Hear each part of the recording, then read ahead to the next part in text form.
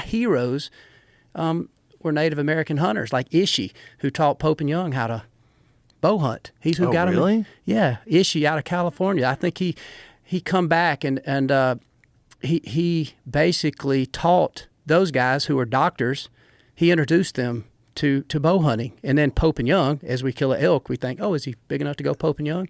Right. Explain to people what Pope and Young is, for people who don't know what we're talking about. Pope and Young is so basically Pope and Young were two guys that basically just kind of revolutionized archery as we know it a lot of times. I mean, obviously, you throwing around names, you got to talk about Fred Bear and stuff like that. But prior to that, there was an Indian named Ishii out of a California tribe. And I'm not good enough at remembering exactly what tribe that was, but there's a lot of cool information that you can read.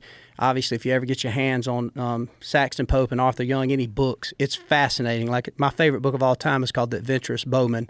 A friend of mine, Jeff Johnson, who's a writer, gave it to me, and I read it all the time. And even my kid, I read him that book at night, and it talks about their first venture into Africa and when they went there, when they hunted grizzly, when they hunted elk the first time.